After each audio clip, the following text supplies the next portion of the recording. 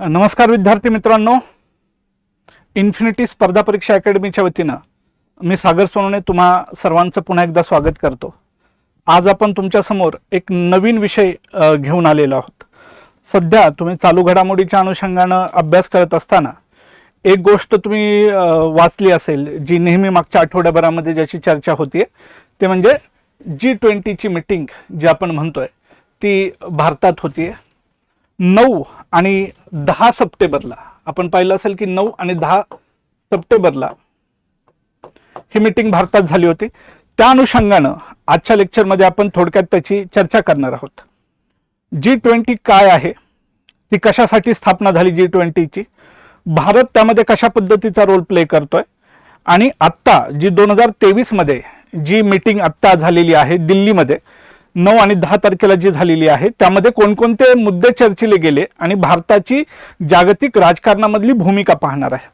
हे सगळं आपण पाहत असताना अजून एक दुसऱ्या मुद्द्याची आपण चर्चा करणार की आपण स्पर्धा परीक्षेचा अभ्यास करणारे विद्यार्थी आहोत। तर स्पर्धा परीक्षेमध्ये मग जर तुम्ही राज्यसेवेचा अभ्यास करत असाल, तुम्ही UPSCचा अभ्यास करत असाल किंवा तुम्ही कंबाईनचा अभ्यास करत असाल, तर या परीक्षेमध्ये G20च्या अनुषंगाने कोणते प्रश्न विचारले जातील याची आपण चर्चा करणार आहोत। आपला हा व्हिडिओ परीक्षेच्या अंगाने असेल तर त्या अंगाने आपण चर्चा करण्याचा प्रयत्न करू। पहिला मुद्दा आपण चर्चेत घेतोय की सध्या G20 ची चर्चा का होतीये, बरोबर? तर एक तर 2023 सालची जी 18वी जी परिषद आहे, जी शिखर परिषद म्हणून ओळखली जाते, ती 9 आणि 10 सप्टेंबर 2023 ला भारतामध्ये पार पडलेली आहे। आणि भारतामध्ये कोणत्या शहरामध्ये, तर ज्याला आपण म्हणतो नवी दिल्ली या शहरामध्ये ही बैठक पार पडली 9 आणि 10 सप्टेंबर रोजी। मित्रांनो, आपण ही चर्चा जी करतोय ती परीक्षेच्याच अंगाने करतोय। तुम्ही पाहता चालू घडामोडीच्या अनुषंगाने आपल्याला प्रश्न विचारतात की G20च्या अनुषंगाने खालील विधाने विचारत घ्या, तर मग ते आपल्याला विचारतील की कोणत्या तारखेला 9 आणि 10 सप्टेंबर 2023 कोणत्या शहरात, तर नवी दिल्लीमध्ये। तर G20 मुळात आता तुम्ही विचाराल की सर हे G काय आहे? G20 जी म्हणजे आहे ग्रुप ऑफ नेशन्स, ज्याला म्हणलं जातो तो ग्रुप आहे, 20 देशांचा ग्रुप आहे, बरोबर? तर पहिली महत्वाची फॅक्ट आली की ही आपण पाहिलेली आहे। दुसरं आपण पाहू की काय आहे G20 काय आहे। तर मुळात आता हे काय आहे G20, तर ते आपण समजून घेऊया।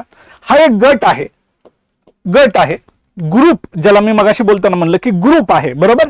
आणि हा जागतिक बँक, ज्याला आपण वर्ल्ड बँक म्हणतो, आणि आंतरराष्ट्रीय नाणेनिधी, ज्याला आपण म्हणतो IMF, आणि युरोपियन युनियन आणि 19 देशांच्या प्रतिनिधींचा अनौपचारिक गट आहे, बरोबर?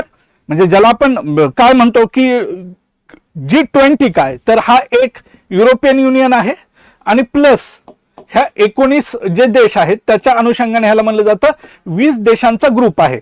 आता ही जी जागतिक बँक आहे आणि ही आंतरराष्ट्रीय, ज्याला आपण म्हणतो वर्ल्ड बँक आणि प्लस IMF, हे तर हे संघटना आहेत, बरोबर? संस्था आहेत, थोडक्यात आपल्याला म्हणायचं झालं तर ह्या संस्था आहेत। याच्यामध्ये युरोपियन युनियन हा एक महत्वाचा भाग आहे। म्हणजेच मुळात एक गोष्ट लक्षात घ्या, आपल्याजवळ G20 बद्दल मला तुमच्याशी बोलायचं, त्याच्या इतिहासाबद्दल। म्हणजे मुळात पहिलं होतं G5, त्याच्यानंतर झालं G7, त्याच्यानंतर झालं G8, त्याच्यानंतर पुन्हा झालं G7, त्याच्यानंतर G20, आणि आता जी काल परिषद जी संपलेली आहे, आता नवी दिल्ली मधली जी परिषद संपली, त्याच्यानंतर अजून एक समावेश झालेला आहे, तर G20+1 आपल्याला म्हणावं लागेल। त्यामुळे तो 21 अशा नावाने सुद्धा भविष्यात ते काय केलं जाऊ शकतं, ओळखलं जाऊ शकतं, बरोबर? म्हणजे हा प्रवास 1975 पासूनचा आहे। म्हणजे G5, G7, G8, पुन्हा G7, कारण की रशिया त्यामध्ये ज्यावेळेस आली त्यावेळेस G8 झालं, पण नंतर रशिया त्यातून बाहेर पडली होती, त्याला इन्व्हाइट केलेलं नव्हतं। तशा अंगाने आता जो सगळ्यात महत्वाचा मुद्दा आहे G20, सगळ्यात मोस्ट एक्सपेक्टेड, हा लक्षात घटक घ्या, मोस्ट एक्सपेक्टेड आहे, ते आपल्याला विचारलं जाऊ शकतं की G20 काय आहे, G20चा एकूण रोल काय आहे जगाच्या अर्थव्यवस्थेमध्ये, जगाच्या राजकारणामध्ये, तो आपण व्यवस्थित मित्रांनो समजून घेतला पाहिजे। ज्याच्यावर आपल्याला हमखास काय विचारला जाऊ शकतो, प्रश्न विचारला जातो। एकत्रितपणे जर G20 सदस्य देशांचा जर विचार केला ज्या आहेत, त्याची यादी पुढे दिलेली आहे की G20 मध्ये कोणकोणते देश आहेत त्याची यादी दिलेली आहे आणि त्याच्यावर आपण थोडक्यात बोलू, पण मी ही पार्श्वभूमी म्हणून तुम्हाला सांगतोय. आणि हे फार महत्वाचं आहे, ही जी वाक्यरचना आहे किंवा हा जो मुद्दा आहे तो फार महत्वाचा आहे. हे जे ग्रुप ऑफ 20 नेशन्स आहेत, देश आहेत, यांचा एकूण जगाच्या जीडीपी मध्ये 80% पेक्षा जास्त वाटा आहे. एकूण जगाच्या जीडीपी मध्ये 80%. जीडीपी म्हणजे काय? ग्रॉस डोमेस्टिक प्रोडक्ट, स्थूल देशांतर्गत उत्पाद किंवा उत्पादन आपण त्याला म्हणत असतो. तर जीडीपीतला वाटा हा पहिला मुद्दा आहे की ह्या 20 देशांचा विचार केला तर. आंतरराष्ट्रीय व्यापारामध्ये यांचा वाटा जवळपास 75%. हा दुसरा मुद्दा. इंटरनॅशनल ट्रेड, जर तुम्ही अर्थव्यवस्थेचा अभ्यास करत असाल तर अर्थव्यवस्थेमध्ये आंतरराष्ट्रीय व्यापार नावाचा आपल्याला एक टॉपिक आहे बघा. मग तो UPSC साठी सुद्धा आहे, राज्यसेवेसाठी सुद्धा आहे आणि कंबाईनच्या पूर्व आणि मुख्य परीक्षेसाठी सुद्धा हा भाग आहे. आंतरराष्ट्रीय व्यापार, ज्याच्यावर हमखास प्रश्न विचारला जातो. तर आपल्याला हे लक्षात ठेवलं पाहिजे की G20चा आंतरराष्ट्रीय व्यापारातला वाटा हा 75% आहे. मुळात आता हे G20 मधले देश कोण आहेत? जे 20 देश आपण जे म्हणतो, मुळात 19 देश आहेत. 20वा आहे युरोपियन युनियन नावाची एक संघटना आणि 21वा आता 2023 मध्ये ज्यांना ऍड केलेलं आहे युरोपियन युनियन आफ्रिकन युनियनला याच्यामध्ये जोडून घेण्यामध्ये भारताची भूमिका फार महत्वाची राहिलेली आहे. आणि आत्ताच्या ह्या 18व्या परिषदेमध्ये आफ्रिकन युनियनला काय करून घेण्यात आलेलं, सहभागी करून घेण्यात आलेलं आहे. तर त्यामुळं एकूण हा महत्वाचा मुद्दा आहे. दुसरं, लोकसंख्येचा विचार केला तर 60% पेक्षा जास्त लोकसंख्या ह्या 20 देशांमध्ये येते. म्हणजे तुम्ही पाहता चीन आहे, चीनची लोकसंख्या जास्त आहे, भारत आहे, बरोबर. त्याच्यानंतर रशिया आहे, अमेरिका आहे, ब्रिटन आहे, जापान आहे, अनेक युरोपातले देश त्यामध्ये आहेत. ती यादी आपण पुढे पाहूयात. परंतु हे 3 महत्वाचे मुद्दे आहेत जे तुम्ही मित्रांनो लक्षात ठेवले पाहिजेत. एक, जीडीपी मध्ये असणारा एकूण ह्या 20 देशांचा वाटा, बरोबर, पहिला मुद्दा. त्याच्यानंतर जागतिक व्यापारातला वाटा आणि लोकसंख्येतला वाटा. डेमोग्राफी पाहिली तरी महत्वाची आहे, जीडीपी पाहिलं तरी महत्वाचा आहे आणि इंटरनॅशनल ट्रेड हा सुद्धा त्याच्यासाठी महत्वाचा मुद्दा आहे. हा हमखास आपल्याला परीक्षेमध्ये काय केलं जाऊ शकतं, विचारलं जाऊ शकतं. ते तुम्ही व्यवस्थित लक्षात ठेवलं पाहिजे. पुढचा मुद्दा पाहूयात आपण काय आहे. ह्या G20चा उगम कुठून झाला, कसा झाला, याच्यामध्ये मी जसं तुम्हाला आधी म्हणलं की G5, G7, G8, पुन्हा G7, G20 आणि आता G21 असं त्याची ओळख म्हणून पाहिली जाईल. मुळात सुरुवातीला ही जी G20 होती, ग्रुप होता, हा गट होता, हा एक मंत्रिस्तरीय मंच होता. म्हणजे तो प्लॅटफॉर्म होता मंत्र्यांचा, विशेषतः त्यामध्ये अर्थमंत्र्यांचा सहभाग असायचा. जो की G7 गटाने म्हणजे त्यामध्ये एक होते विकसित देश आणि दुसरे विकसनशील देश, अशा दोन्ही अर्थव्यवस्थांच्या सहकार्याने हा काय करण्यात आला होता, स्थापन करण्यात आला होता. एक डेव्हलप्ड कंट्री होत्या आणि डेव्हलपिंग कंट्री होत्या, या संदर्भात तो होता. 1999 पासून अर्थमंत्री आणि सेंट्रल बँकेचे गव्हर्नर, म्हणजे ज्या देशाची जी मध्यवर्ती बँक असेल त्याचे जे गव्हर्नर असतील यांची परिषदेचं आयोजन केलं जायचं 1999 पासून. म्हणजे त्यामध्ये सुरुवातीला ते मिनिस्टर लेवलच्या पर्यंत होते. आताचा प्रवास हा फार वेगळा आहे. त्याचे 2 गट पण आहेत, ते मी पुढे तुम्हाला विस्तारानं सांगेल. ठीक आहे. तर सुरुवातीला ही एक मिनिस्टर लेवलचीच कॉन्फरन्स आयोजित केली जायची, ज्याच्यामध्ये संबंधित देशाचे अर्थमंत्री असायचे आणि त्या देशाची जी मध्यवर्ती बँक असेल त्याचे गव्हर्नर त्यामध्ये सहभागी व्हायचे आणि एकूण आर्थिक सहकार्य याच्यावर त्याच्यामध्ये चर्चा केली जायची. ठीक आहे. याच्यामध्ये एक महत्वाचा मुद्दा ऍड झाला 2008. हे फार महत्वाचं वर्ष आहे जागतिक अर्थव्यवस्थेसाठी आणि जगाच्या, ज्याला आपण म्हणतो ना, जिओ पॉलिटिकल जो बॅकग्राऊंड बदलत गेली, ज्या गोष्टी बदलत गेल्या, त्याच्यासाठी 2008 हे फार महत्वाचं वर्ष आहे. कारण की ज्याला आपण म्हणतो की 2008 मध्ये जागतिक मंदी आली होती आणि त्याची सुरुवात अमेरिकेपासून झालेली होती. सब प्राईम क्रायसिस ज्याला आपण म्हणलं जातं, की हा एक शब्द तुम्ही कधीतरी ऐकला असेल, बरोबर. अमेरिकेतून याची सुरुवात झाली या मंदीची आणि त्याचं सावट अख्ख्या जगावर पसरलेलं होतं.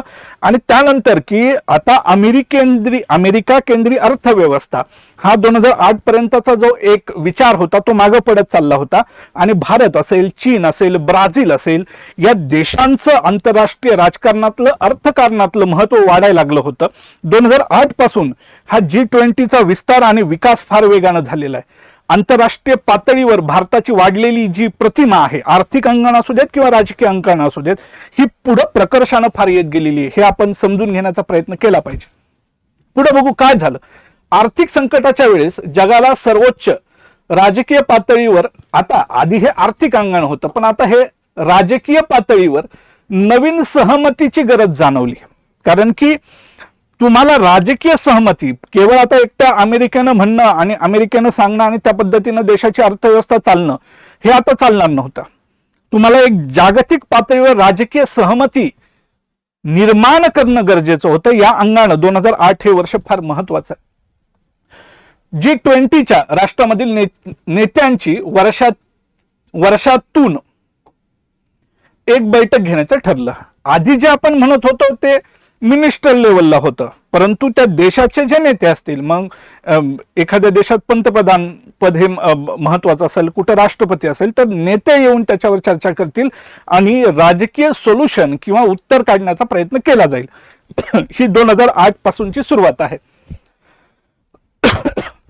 तसंच G20 राष्ट्रांमधील जे वित्तमंत्री असतील किंवा जे सेंट्रल बँकेचे गव्हर्नर असतील, यांच्या वर्षातून दोन वेळा बैठका भरवण्यात येतील आणि त्यात जागतिक बँकेचा सहभाग असेल. म्हणजे आता दोन भाग झाले.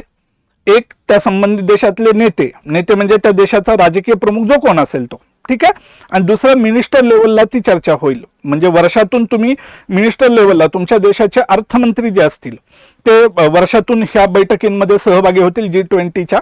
आणि त्याचबरोबर जी महत्वाची बैठक असेल ती नेत्यांची असेल. जसं आपण पाहतो की 9 आणि 10 सप्टेंबर रोजी कुठे झालेली आहे, ही बैठक भारतात झालेली आहे, ठीक आहे. आणि याच्यामध्ये तुम्ही पाहिलं असेल की वृत्तपत्रातून, न्यूजपेपरमधून खूप डिटेल चर्चा येत गेली. भारतानं कोणती भूमिका घेतली आणि भारताच्या भूमिकेचं जागतिक पातळीवर कशा पद्धतीने स्वागत झालं हे आपण पाहिलेलं आहे, ठीक आहे. पुढे पाहूयात काय मुद्दा आहे. चला आता पुढचा मुद्दा पाहूयात आपण. G20ची स्थापना ही कधीची आहे? तसं पाहायला गेलं तर तिची G20ची स्थापना 1999ची आहे, पण त्याला आपण जसं म्हणलं की ती मंत्री परिषद अशा अर्थानं होती. आणि 2008 मध्ये तिचं जे स्वरूप आलं होतं ते ज्याला आपण म्हणतो की जी त्या देशाचे नेते मंडळी त्याच्यामध्ये सहभागी वर्षातून एकदा भेटायला लागले, की जसं आता आपल्या भारतात नवी दिल्लीमध्ये 9 आणि 10 सप्टेंबरला ही 18वी परिषद झालेली आहे, बरोबर आहे. तर आता एकूण सदस्य देश तिचे किती आहेत तर 21 झालेले आहेत. आणि हे कधी झालेलं आहे तर 2023 मध्ये झालेले. मित्रांनो, हे जरा व्यवस्थित लक्ष द्या. आतापर्यंत भारतामध्ये जी नवी दिल्लीमध्ये जी परिषद झाली तोपर्यंत 20 सदस्य आणि आता एक नवीन सदस्य त्याच्यामध्ये जोडण्यात आलेला होता, तो म्हणजे आफ्रिकन युनियन. हे महत्वाचं. म्हणजे तसं पाहायला गेलं तर देशांच्या बाबतीत बोलायचं झालं तर मित्रांनो 19 देश आहेत, बरोबर. मी इथं लिहितो जरा. हे 19 वेगवेगळे देश आहेत, ज्याच्या जसं की आपण त्यामध्ये भारत एक म्हणतो. एक देश आपण म्हणतो ते म्हणजे आहे, देश नाहीये, ती संघटना आहे जिला नाव आहे युरोपियन युनियन. आणि आता 21वी आहे ते म्हणजे ज्याला आपण म्हणतो आफ्रिकन युनियन.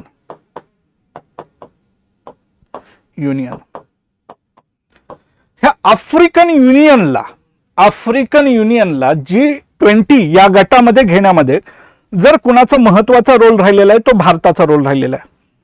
जी 2022 ची बैठक झाली होती बालीला, 2022 ची बैठक ही झालेली होती, 17वी परिषद होती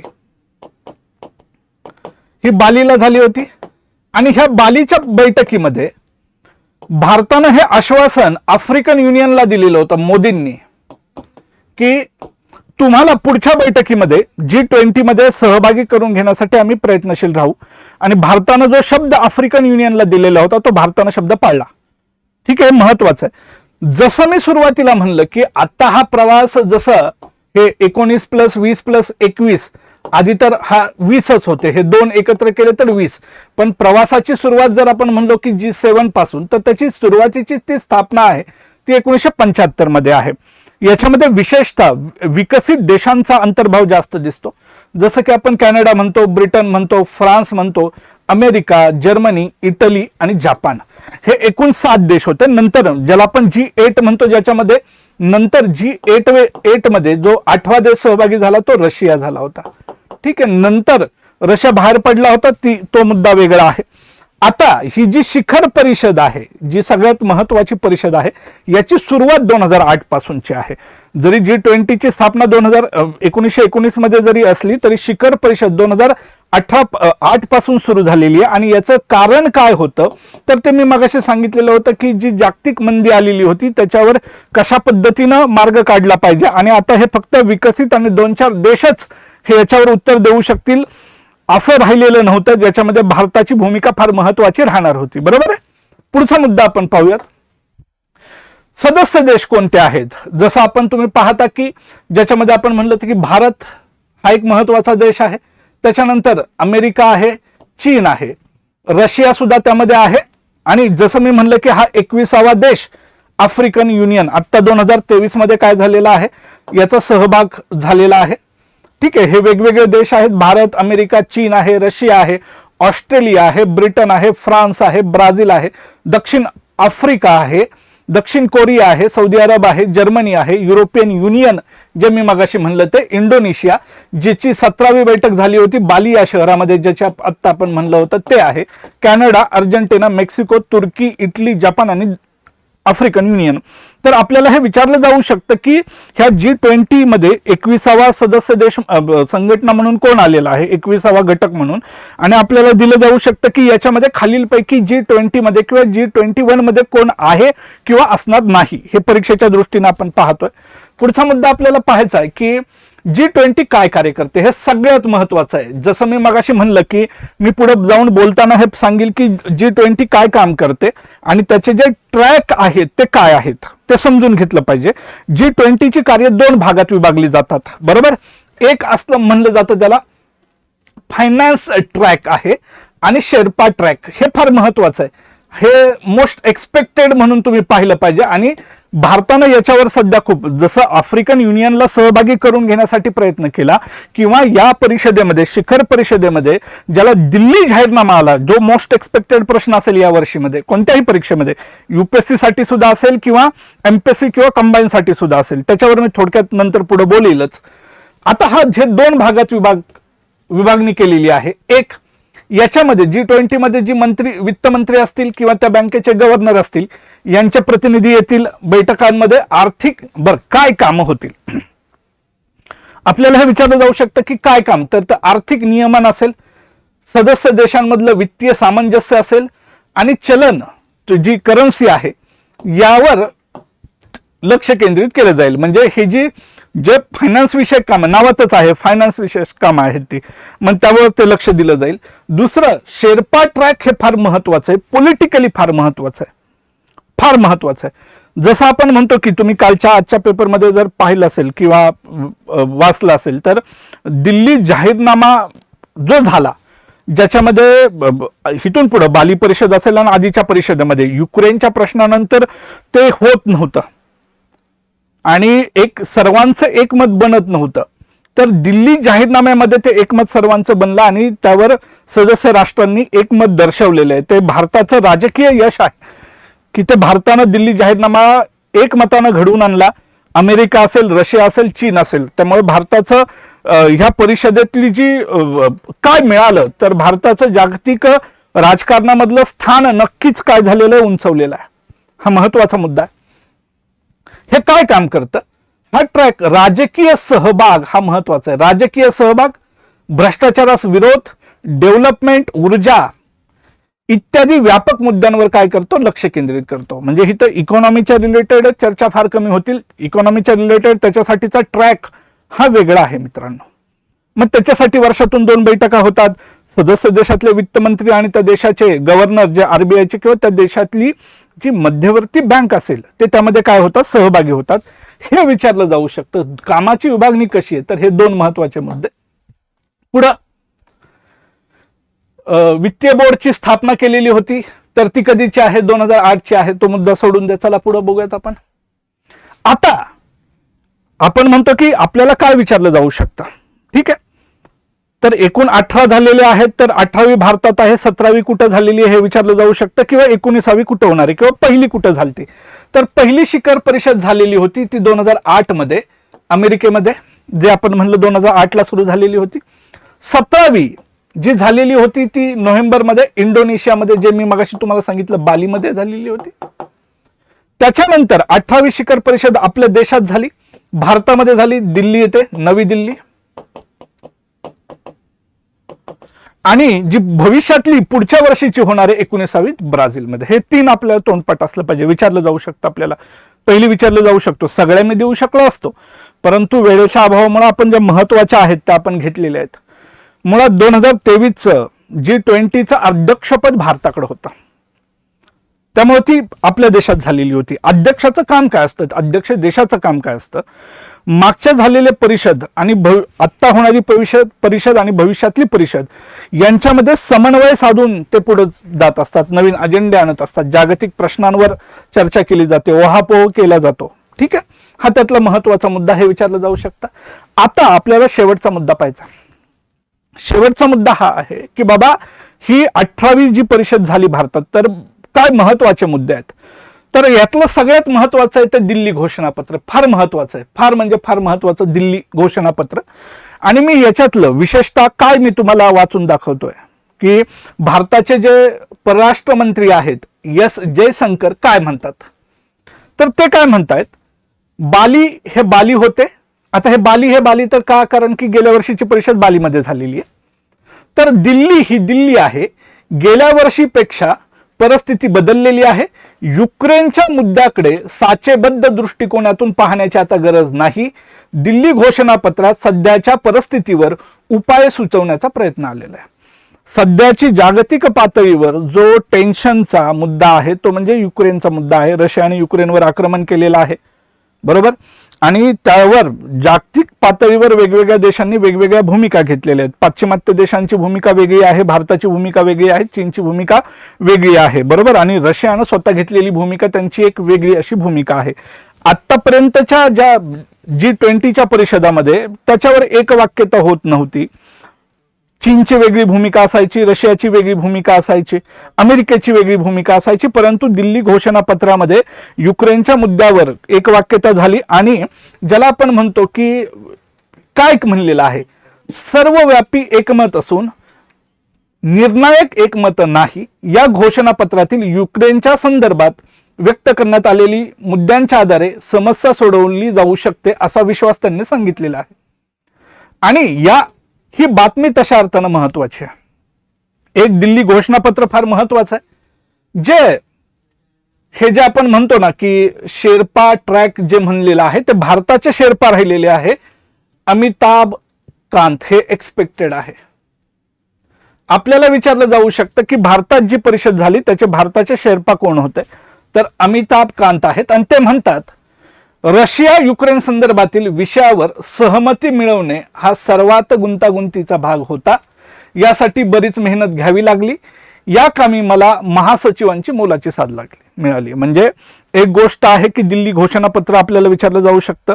भारताचे जे शेर्पा होते ते कोण होते, तर अमिताभ कांत होते. आणि अमिताभ कांत यांची अनेक लोकांनी ट्विटरवर स्तुती केलेली आहे. या मुद्द्यावर एक गोष्ट तुमच्या लक्षात आली असेल मित्रांनो, जर तुम्ही व्यवस्थित ह्या बातम्यांचा अभ्यास करत असाल, वाचत असाल, तर भारतातल्या विरोधी पक्षांनी सुद्धा भारताची जी G20तली भूमिका आहे तिचं समर्थन केलेलं आहे.